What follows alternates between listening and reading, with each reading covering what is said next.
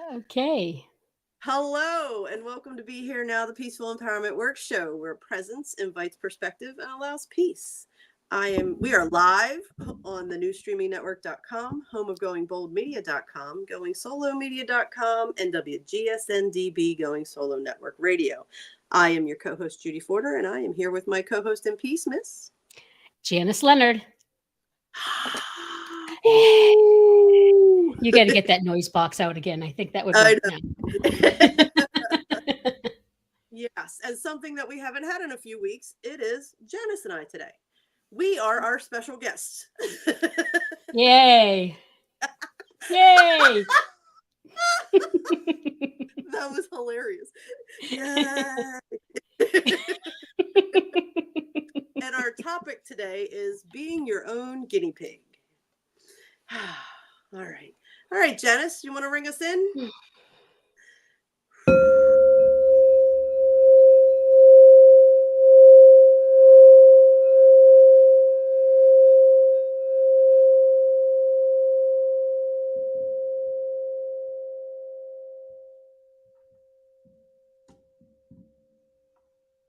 Beautiful.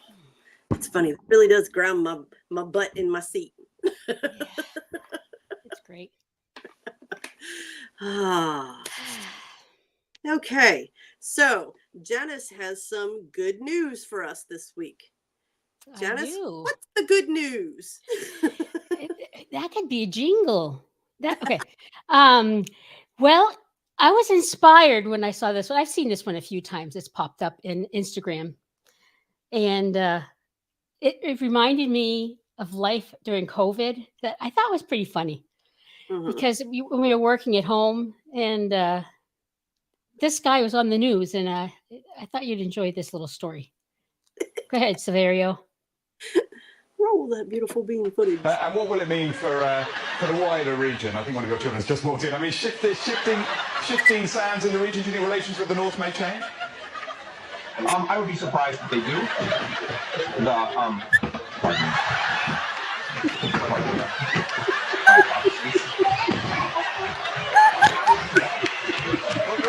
The region. My apologies.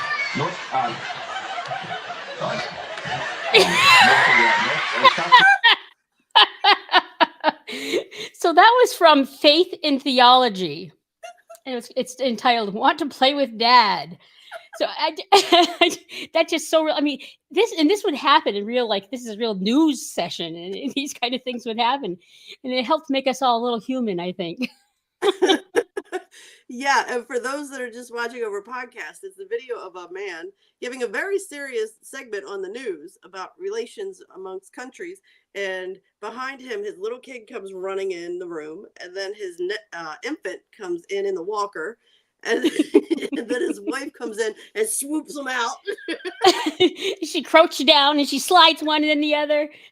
And the first one that came in, like toddler age, just goes back and forth. Dee, dee, dee, dee, dee, dee. I'm here, Dad. Let's play. That kind of look on her face. and his face at the end is just so, oh my gosh, look what I got to deal with. I'm so embarrassed. That's real life, people. Yeah. Yeah, I mean, it shows he's got kids, and obviously the kids like him. They interrupt him. And the wife knew her job was to keep them out when she realized they were in there. I'm sure after that point on, he locked the door. Yes, I was thinking that. All you need to do is lock the door. But that toddler just burst, the door was closed, just burst it open.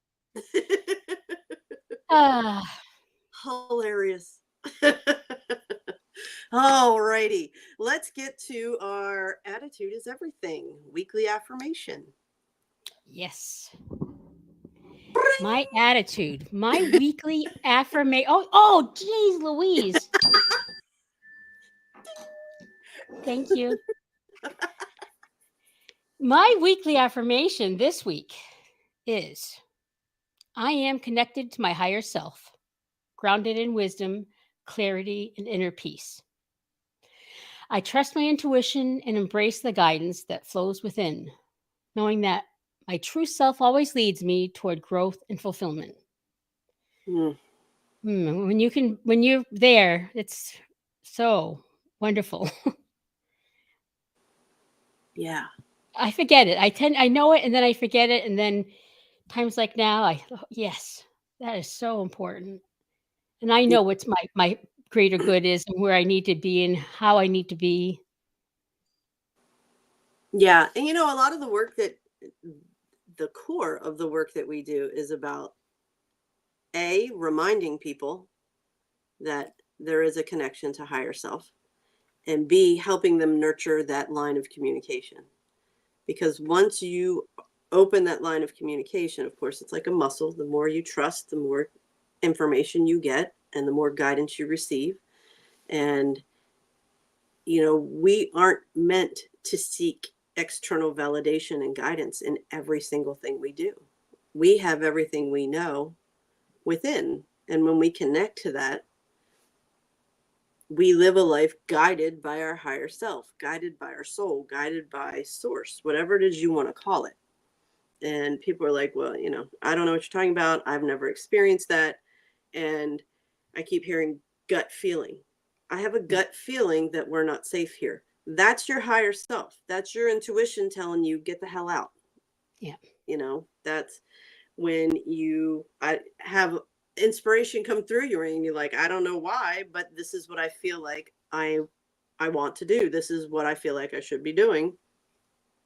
And you do it. That's intuition.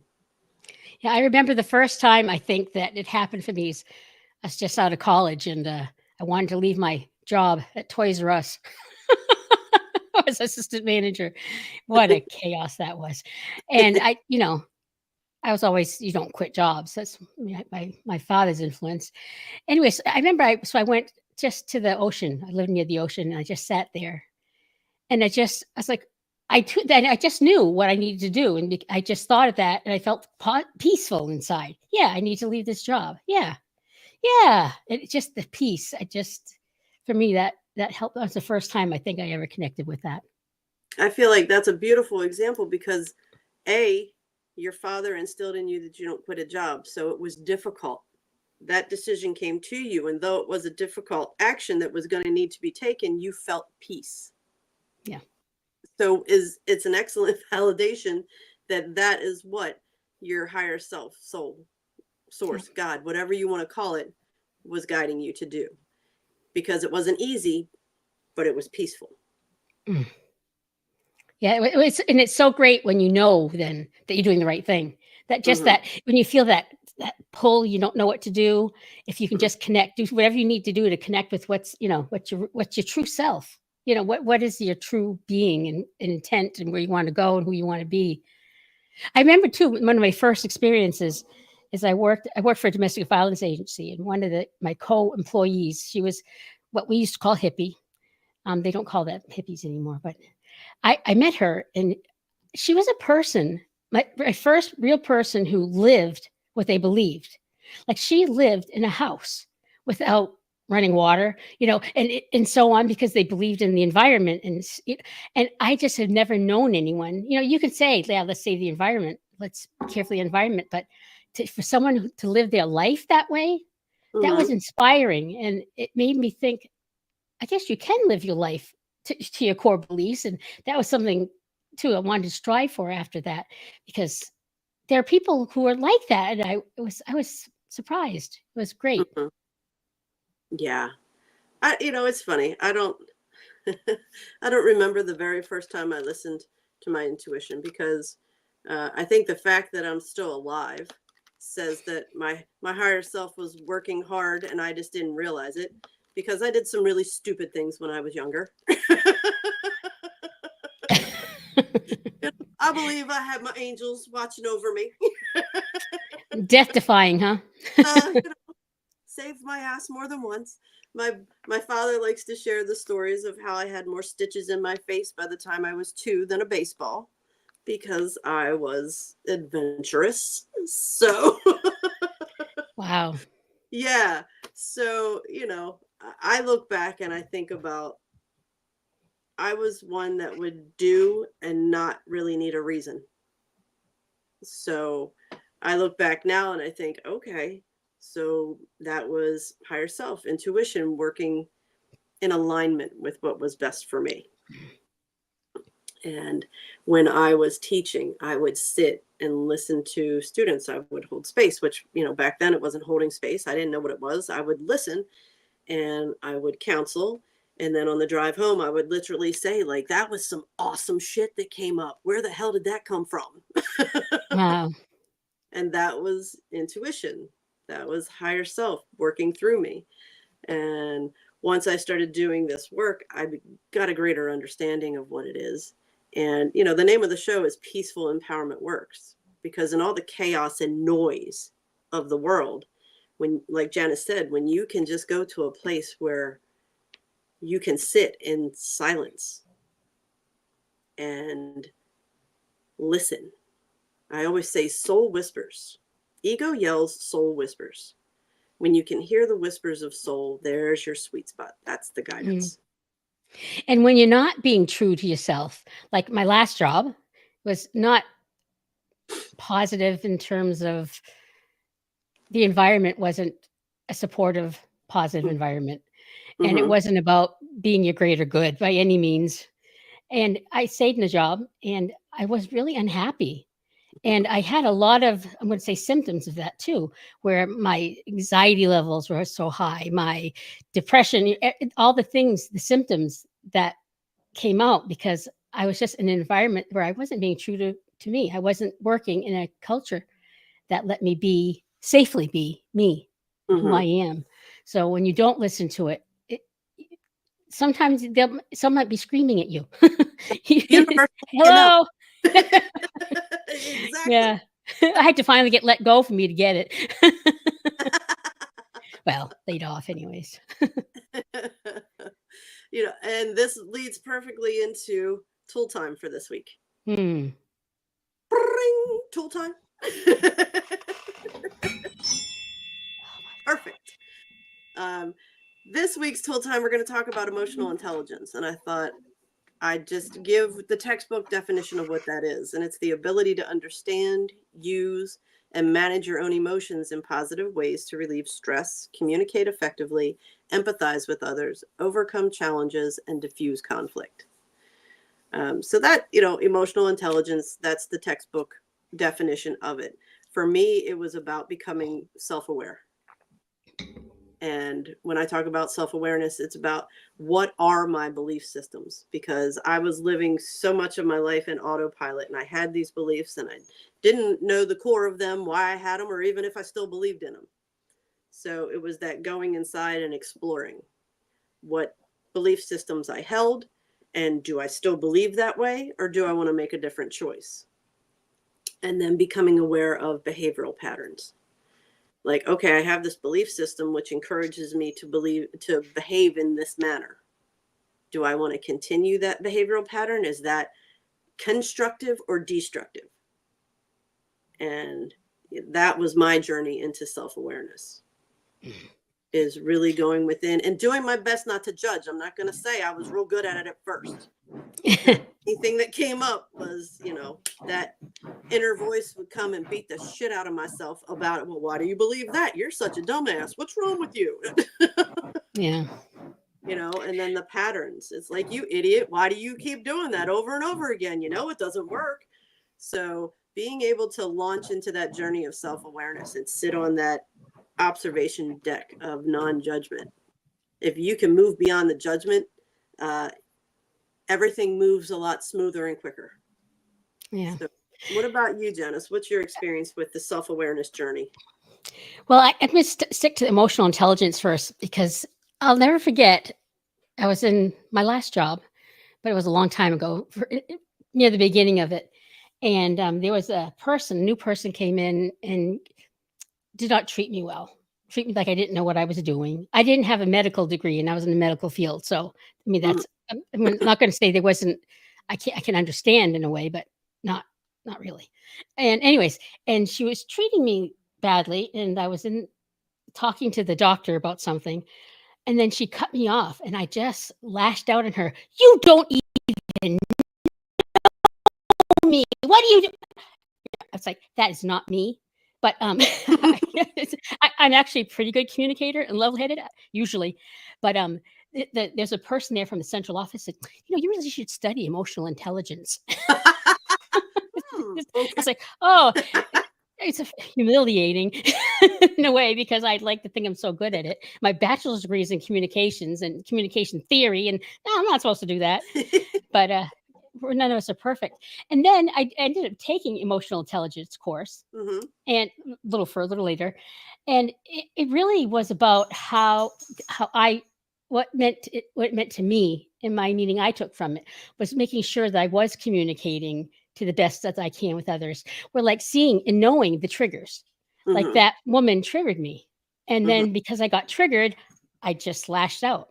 Right. And it's understanding what's in, and if you're feeling a certain way, why are you feeling that way? Is it because of an old message? Is it a new message? So a lot of it's about it's tying into everything you said, which is understanding who you are, so that and being aware of it. So when you communicate with other people under stressful situations, let's say, that you can still not get sucked into the stress, that you can find peace and be able to be yourself and respect yourself and respect the other person.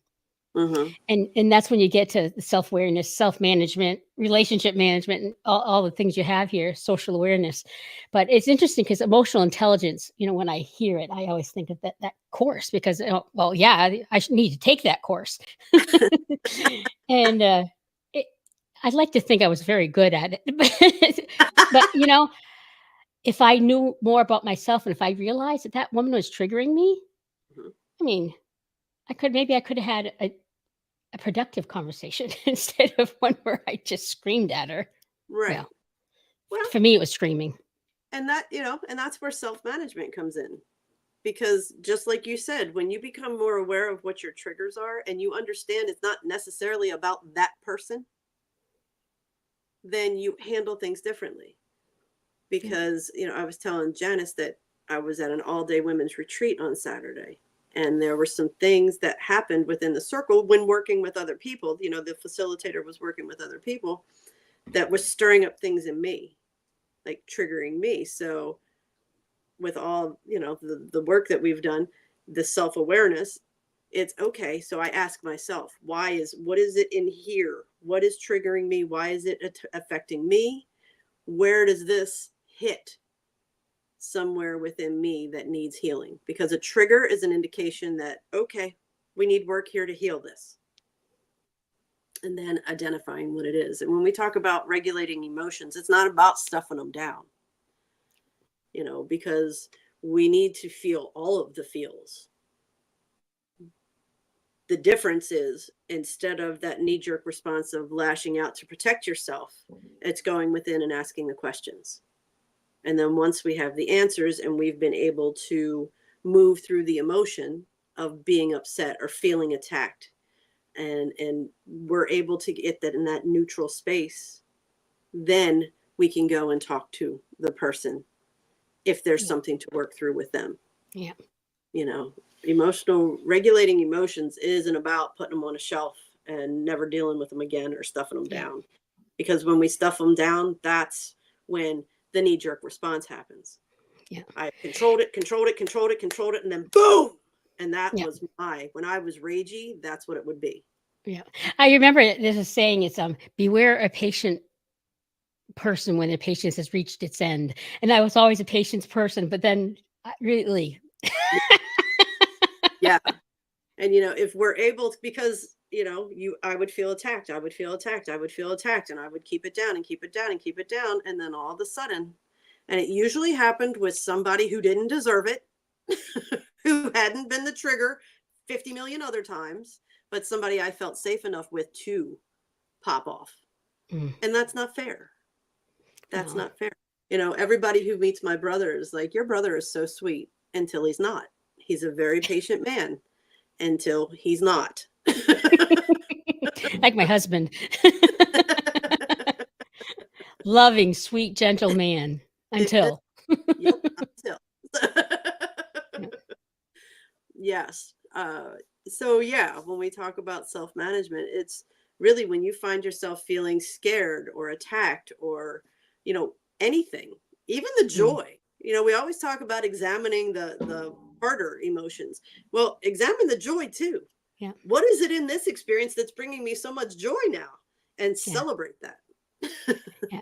Especially one thing I found, like outside of the home, I'm more able to look at things and so on. But within the home, I was more on autopilot and I didn't look at things. And you get into patterns. I've been married, what I don't know, cheapers over 30 years. I don't know. Don't tell my husband, I don't remember. And they're all patterns, and then how do you break the pattern? Well, first of all, you got to see them, but Mhm. even with your kids, I had some patterns like with my adult daughter. My mother died when I was 4, and then I had this daughter, and she was the world to me. She filled my hole, and she was everything. And then when she left, forget it. I was a basket case. I didn't know, and then I did the guilt thing a lot, and then, then I said, "Oh, I think I don't know if I realized or someone said something to me. I was like, oh, yeah." Mhm. I'm doing that, and that's what's that do? That's just going to push her further away. I'm doing it because I have a hole, but she's not the one that can fill that hole. She's an adult person, so you have to go through and you have to go through that to try to change it, Mhm. and it's hard. And with my husband, I don't know what's happened. What happened? We got older. Yeah, we started to retire and get older and be together, and we were appreciating each other. I don't know if we just did something for the other person. I think when I stopped working full time, I actually decided I would make him dinner, Mm. which I did not like doing. I did not want to do. And I felt, I'm a feminist, grew up in that age. I'm not going to cook you supper. If I'm working, you're working. It's 50-50. And he grew up, he just wanted, I married him. I had to say that right from the beginning, 50-50. But he came from a home where he wanted me. His mother did. He wanted me to do that. Mhm. And I rebelled. I rebelled the first part of our many years of marriage. So I get laid off and I'm feeling guilty because now I'm not working full time. So I'm Mhm. like, okay, I'll make him dinner. And I think the fact that I make him dinner every night now, he is so appreciative. And he Mhm. does these things for me now. And, it's so sweet, you know. But it's all those patterns and you're going to be present and look at them that you have Mhm. years and years. Yeah. And yeah, you have to be aware of them. You have to see the patterns before you can do anything about them. So yeah, so that's it's perfect. Social awareness is take the perspective of and empathize with others. It's not justifying behaviors, but it's having a deeper understanding as to why. Like Yeah. Janice said, she lost her mother when she was 4. So she was looking for her daughter to fill that void. Okay. Losing her mother justifies the behavior. So it gives greater understanding as to why it was happening. It didn't make the guilt trips feel any better to her daughter, though. So, Yeah. Janice had to come to the point where she realized she was the one that had to fill that hole, that emptiness, not Yeah. anybody else. It's her Yeah. responsibility, not Yeah. anybody else's. And that's just it. It's my responsibility to heal me, Mm. not anybody else's. So what I did is I got myself a Harley. After she left the nest, I said, "What am I going to do?" Yeah, that's when I got my motorcycle first. We'll dive I into got her. that the next segment, Look, but okay. um, Yeah. yeah. And then relationship management, cultivating safe, positive relationships based in kindness and respect. And Mm. the foundation of any uh, healthy relationship is truth. And basic human kindness is something that comes up a lot, and you would think everybody understands that. You don't have to agree with everyone. You don't have to have the same mindset and same beliefs, but just be kind and respectful. That's it. If we can move through our lives being kind and respectful to people, it shifts the whole energy of the collective. It shifts the whole energy of humanity. And And when you're not, like I wasn't to that woman, mhm, and a part of me felt good about lashing out, a little part of me. But I'm telling you, to this day, look I'm upset about it. I'm upset that I was so out of control mhm, at this person. It doesn't matter what her reasons or whatever happened. I don't want to be that person, and I don't like it to this day. Well, and since then, you've done a lot of work. Yeah.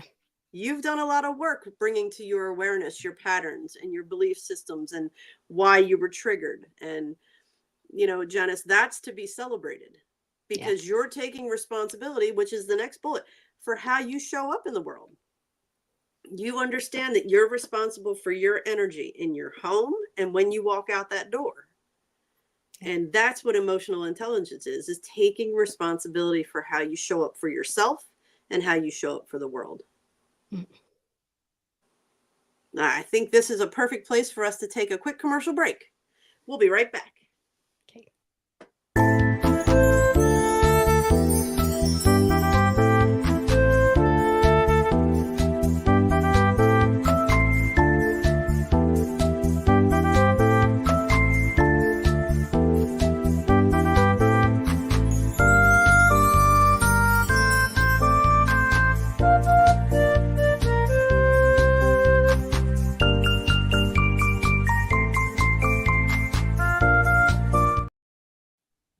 And we're back.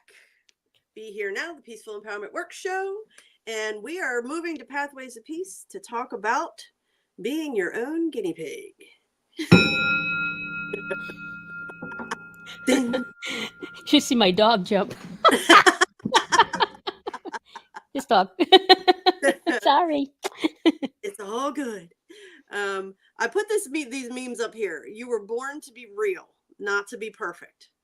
And, it's funny because I grew up in a home where my parents never told me I had to be perfect. That was something I thought of myself.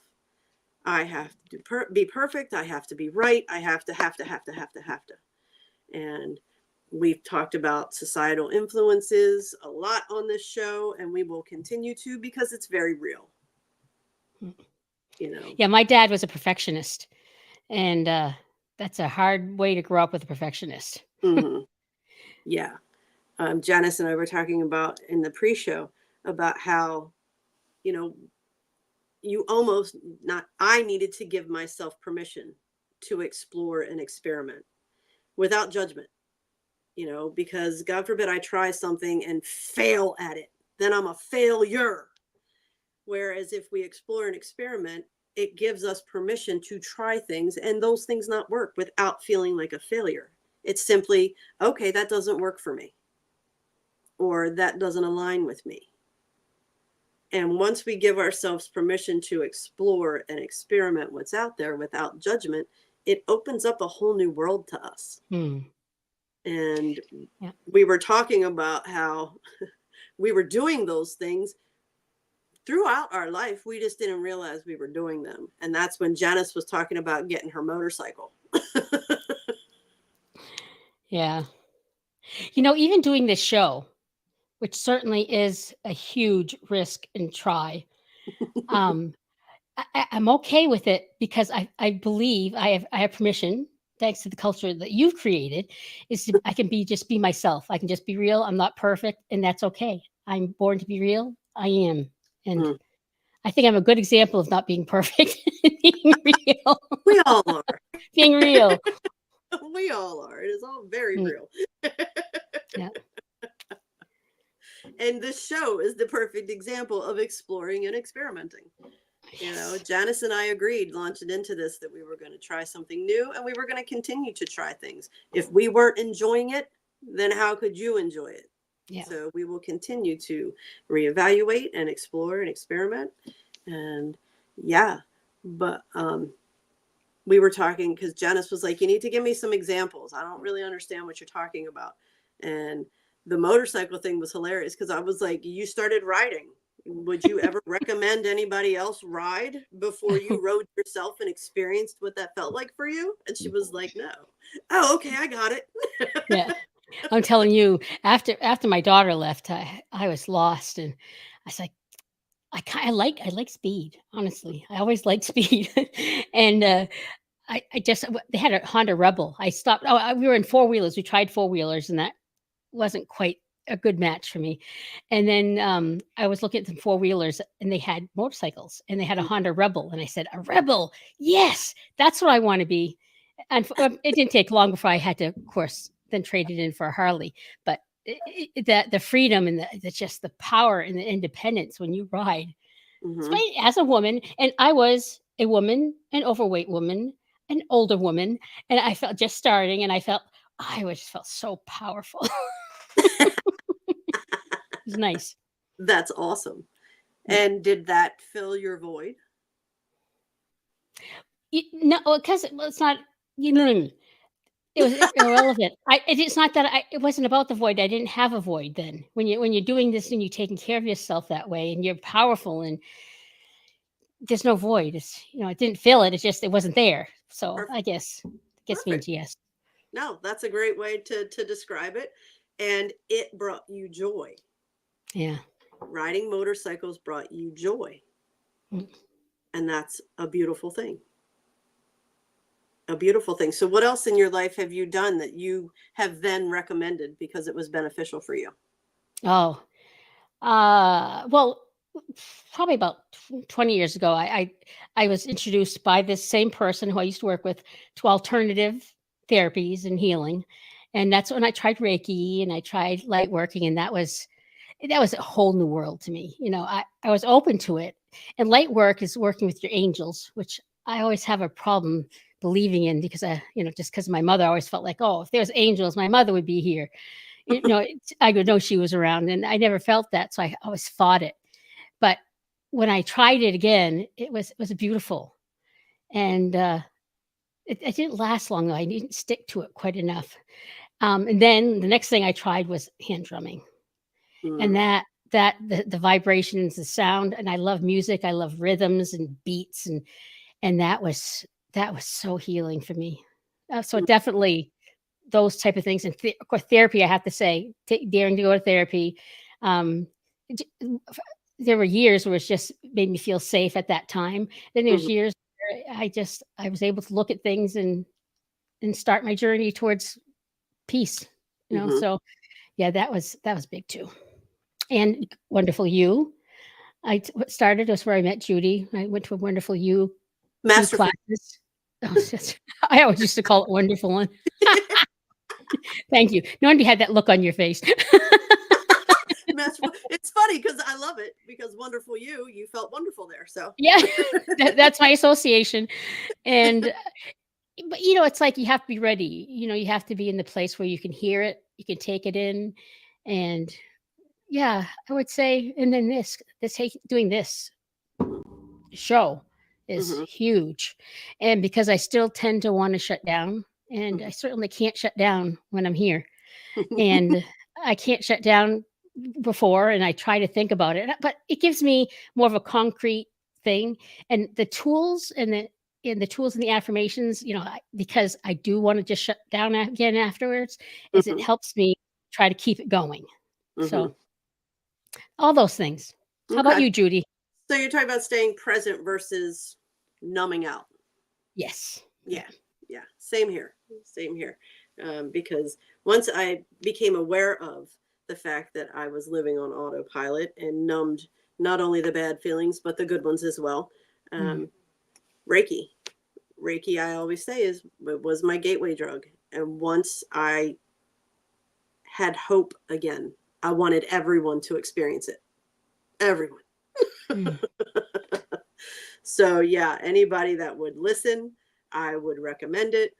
And it's one of those things with me is when it works for me, I get so excited. I want everyone I love and know to experience it as well, which can be a bit overwhelming for the people that I love and care for. Yeah. Well, especially if you're changing a pattern, because just because you're ready to change a pattern doesn't mean they are. Exactly. And you'll hit that all the time. And I hit that with probably one of my family of origin members, where I'm trying to grow and do this, and she's just not ready. She's not there, and so you have to. Okay, that's not my safe space to talk about this kind of thing. I still love her, and we still have a relationship, but I'll go someplace else to talk this kind of talk. Yeah, and exactly. So Reiki was a big thing for me at first, and and then anything that I experienced when I started learning about all of these things, I had a great teacher, reinforced by another great teacher, that just kept saying over and over and over again, there's an awful lot out there to pick and choose from. What you need to remember is you take what aligns with you, what feels good to you, and you throw the rest away. So I was never handed a book and told, you follow this word for word. I was always told, you take what feels good to you, what feels right for you, and it's okay to throw the rest away. There is not one outline that everybody must follow, because we're all here on our own unique journey. Yep. We all have different experiences. Yes, there are common threads. Janice lost her mother. I lost my mother. You know, that's a common thread, but Janice was 4. I was 26, which makes the experience different. Very different. So though we have that common thread of being, you know, being in that club of not having a mother at a young age, her experience was still very different than mine.